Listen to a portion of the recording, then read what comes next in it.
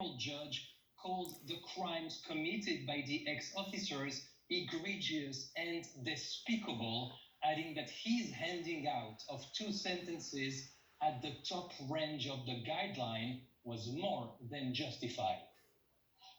The 6 former law enforcement officers were part of what was known as the Goon Squad for their willingness to use excessive force in Rankin County, Mississippi. This week, they are being sentenced in federal court for torturing 2 black men during a 2023 raid that ended with 1 man shot in the mouth.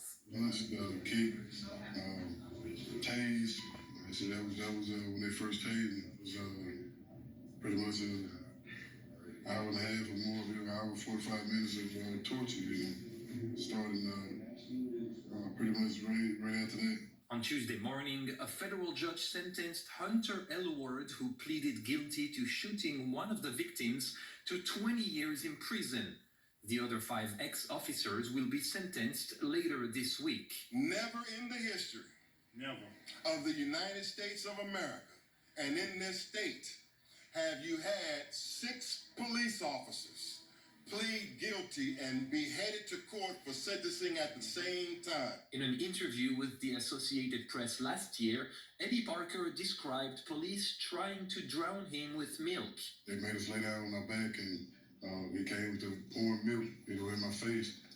There was milk coming out my nose, my mouth. According to prosecutors, officers investigating drugs illegally entered the home of Parker and Michael Jenkins last year and handcuffed and assaulted them with stun guns and a sex toy while using racial slurs. To cover up the assault, they devised a plan that included planting drugs and a weapon. The 5 former Rankin County Sheriff's Department employees and an officer from Richland, Mississippi, pleaded guilty last year to state and federal charges. An investigation by the AP found that members of the sheriff's special response team were also involved in 4 other encounters that left 2 dead and another with long-term injuries.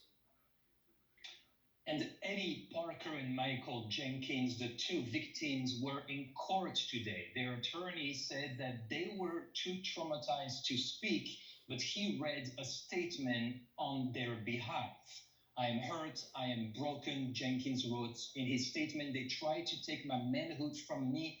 They did some unimaginable things to me, and the effects will linger for the rest of my life." As for Hunter, the ex-officer who's now been sentenced, well, he told them that he is so sorry for what he did.